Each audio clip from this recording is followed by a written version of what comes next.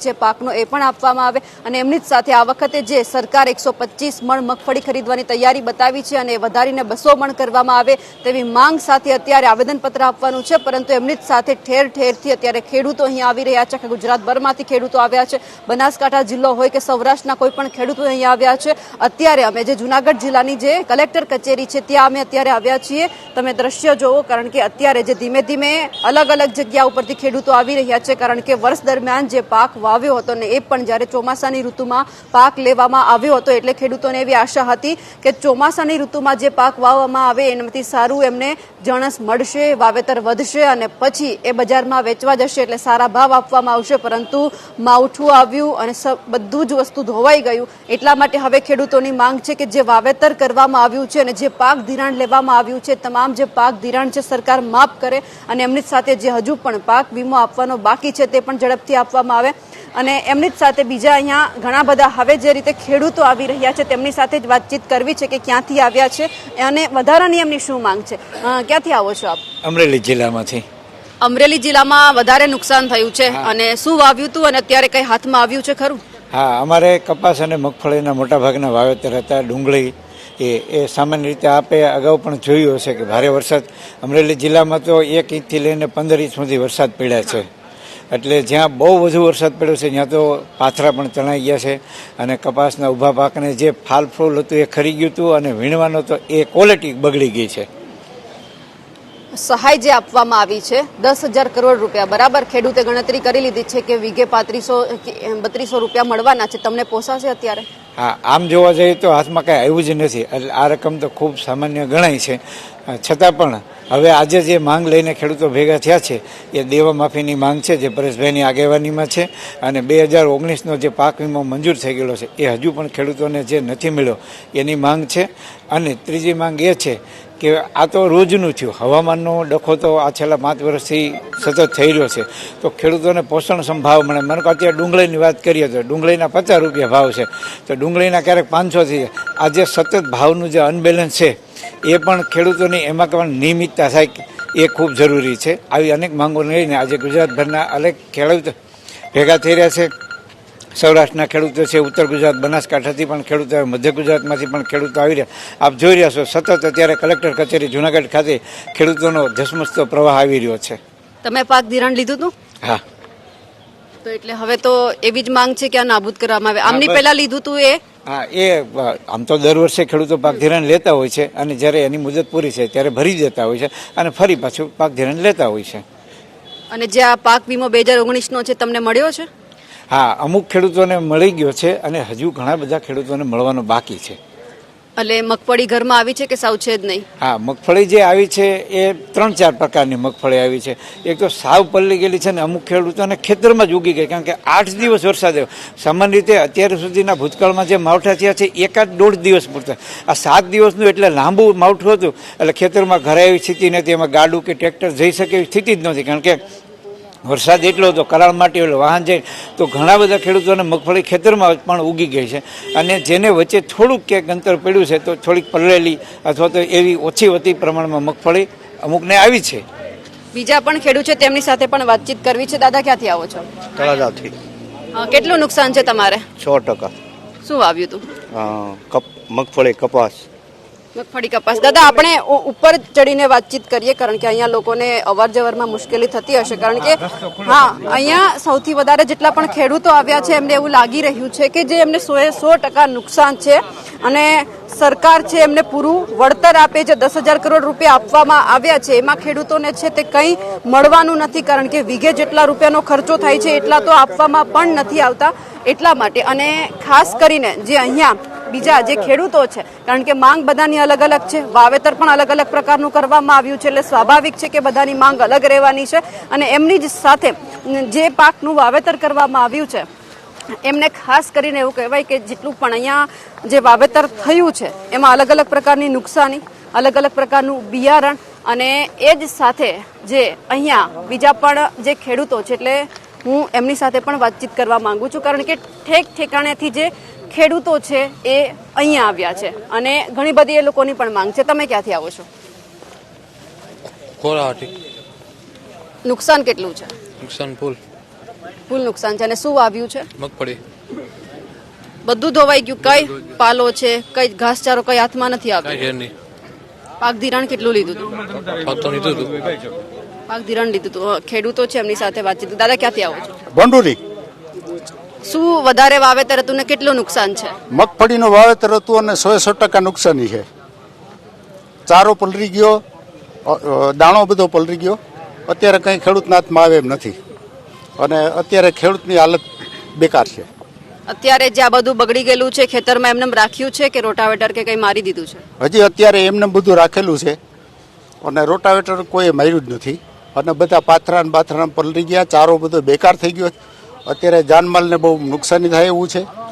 અત્યારે કોઈ પરિસ્થિતિ નથી ખેડૂતને જીવવા માટે. જે પાક ધિરાણ આપે છે આખા વર્ષ દરમિયાનનું હોય છે?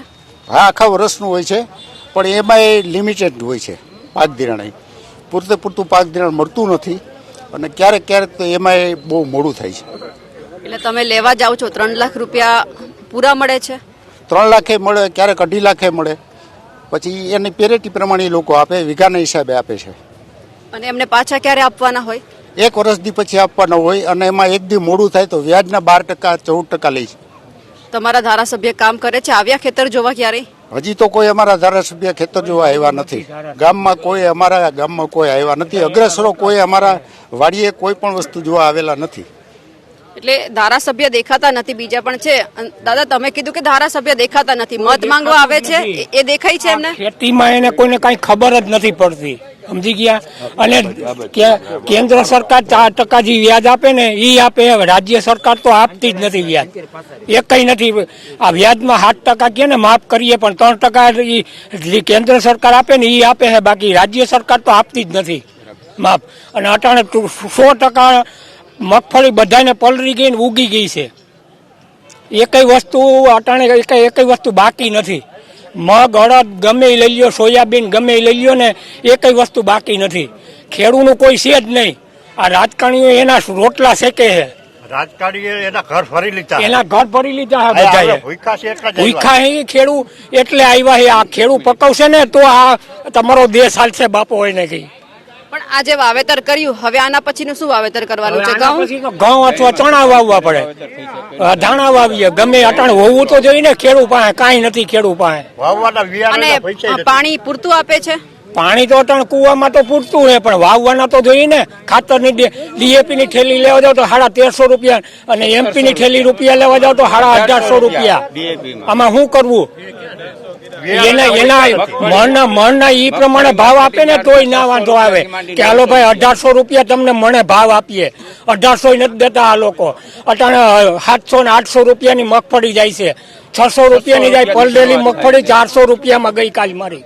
પણ આ ટેકાના ભાવે તમે રજીસ્ટ્રેશન નતું કરાવ્યું? રજીસ્ટ્રેશન કરાવ્યું પણ એ કઈ લીએ છે? મરી જાય ખેડૂત અહીંયા લીએ છે મગફળી બધી. ડેમેજવાળી મગફળી લેવાના નથી એ લોકો. શું કરવું આમાં ખેડૂતને? મજૂરી એમને તમારા ધારાસભ્યએ કઈ ઉપર વિનંતી કરી છે? વિનંતી કરવાની ક્યાં દો? એ કઈ કરતા જ નથી, એનું જ કરે છે.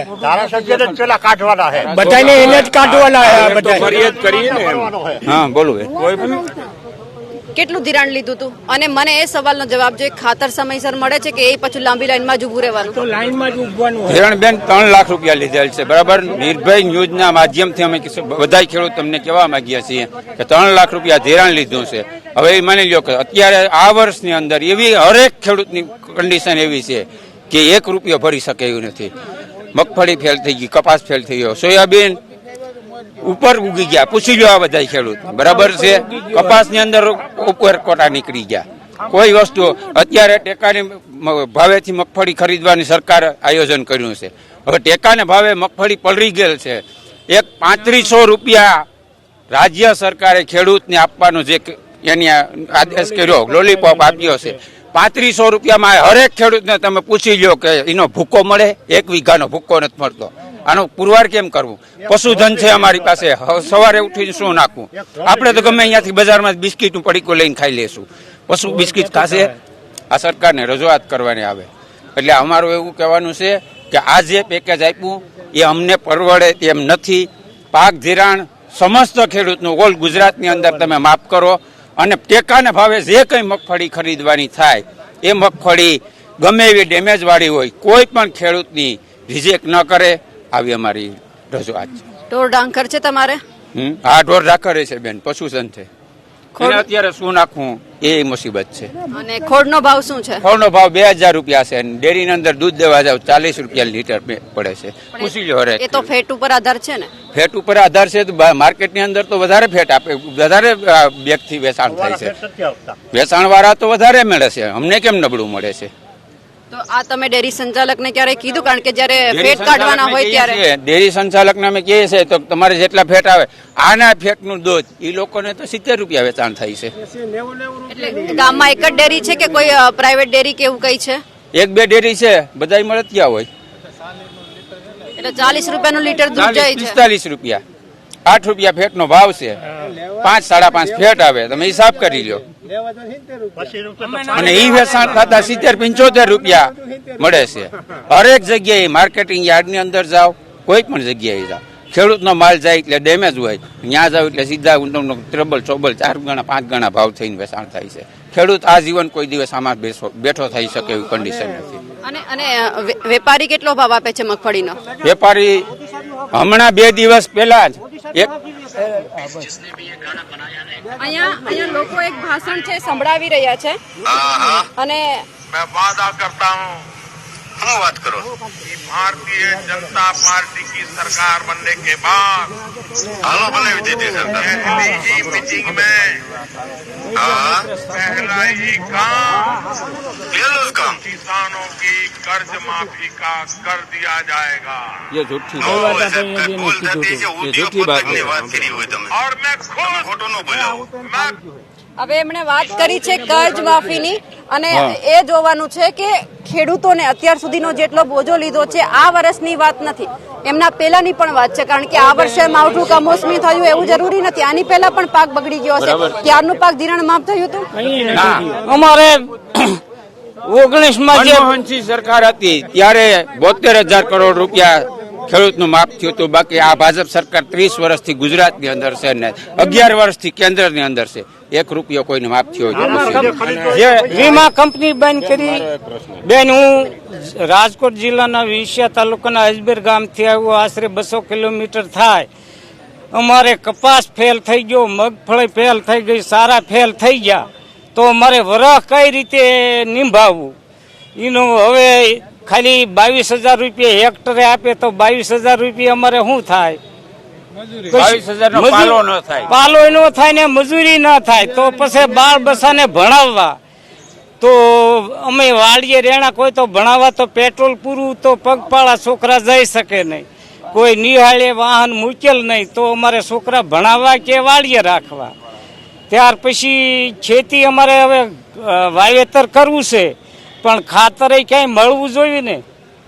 જો 2 DIP લ્યો ત્યારે એક હારે 20-20 આપે તો 20-20 ને અમારે પૈસા નથી તો 20-20 ખરીદીને ક્યાં મૂકવું?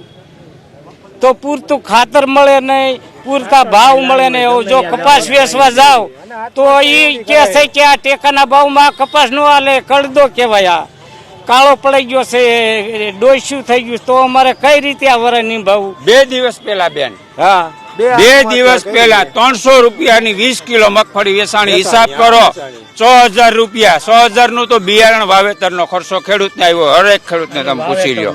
300 રૂપિયા કઈ જગ્યાએ હતા? યાર્ડની અંદર 300 રૂપિયા યાર્ડમાં વેચાય. યાર્ડની યાર્ડ નથી, યાર્ડની અંદર 300 રૂપિયા 4-5 હા 300 રૂપિયા વેચાણ ગયું 20 કિલોનું. 6,000 રૂપિયા ખાંડીના 20 મણ ખાંડીના મણના 300 રૂપિયા. 300 રૂપિયા એક મણના એટલે 20 કિલોના મગફળીનું વેચાણ થયેલ છે. તમે હિસાબ કરી લ્યો. 6,000 રૂપિયાની ખાંડી થાય. 5,000 રૂપિયાનું તો ખેડૂતે બિયારણ વાવ્યું હોય, એમાં 2 મણ 2,500 રૂપિયાનું બિયારણ આવ્યું હોય. અરે મેડમ, અમારી સાઈડમાં 3 જણાએ આત્મહત્યા કરી, મારી જવડાઈ. કઈ જગ્યાએ? રામોદ કોટલા સાંગાણી તાલુકામાં. અત્યારે હાલમાં તમને બતાવો, હૈડોઈમાં, વિસિયામાં 3 જણાએ આત્મહત્યા કરી, મારી જેવડા. છોકરાના પ્રસંગ આવી ગયા, છોકરીઓના પ્રસંગ આવી ગયા, તમારી જેવી દીકરીઓના બધા, બરોબર. હવે બિચારાને કાંઈ નથી રહ્યો. હજી કાલની તારીખમાં એની ડેડ બોડી હજી સવારે શમશાન યાત્રા નીકળી વડિયા, હૈડોઈ અને તમારો વિસિયા સાઈડમાં થઈ 3ની. તો શું કરી લેવાનું? હલો, ખેડૂત માથે દેણા એટલા થઈ ગયા છે. 20 લાખ રૂપિયા આ ખેડૂત બધા બેઠા છે, કોઈ માથે આની આ મોઢા ઉપર જોવો, આના મોઢા ઉપર કોઈ મને લેર છે? એક ખેડૂત ઉપર જોવો તમે, શા માટે 20 લાખ રૂપિયા બધા ખેડૂત માથે 20 લાખ રૂપિયા છે દેણા બધાને. તો ખેડૂત અત્યારે આત્મહત્યા કરવા સિવાય કાંઈ પ્લાન નથી, કોઈ ઈલાજ નથી. આઈડોમાં કરી, કોટલા સાંકણીમાં કરી, વિસિયામાં કરી, બધા નાના નાના તમારી જેવડી દીકરીઓ છે પ્રસંગ કાઢવા. અત્યારે સોનાના ભાવ એવા ક્યાંથી કાઢવા? લો કેટરસ વાળાને દેવા, તમને દેવા, ઓને દેવા, કપડાને દેવા, એનું ખાવાનું કરવું શું કરવું? હોટલ વાળો પાણીની બોટલ ના 100 રૂપિયા લે. એટલે આમાં આપણને આખું માહોલ આવી જાય તમારી જેવી દીકરીઓને પ્રસંગ કાઢવા, તો વાહું લાગે ને ખેડૂત બધાને. હવે અત્યારે બધા ખેડૂતમાં 20 લાખ રૂપિયા દેણા હે. આવો તમે પૂછવાને એક ખેડૂત જો ઓલો હોય કયો, અને પૂછવાનું ક્યાં બેંકમાં જો આ વર્ષે પાક ધિરાણ લીધું, એમને આ 1 વર્ષ પહેલા પાક ધિરાણ લીધું હોય, એક ખેડૂત ના ભરી શકે તો શું થાય?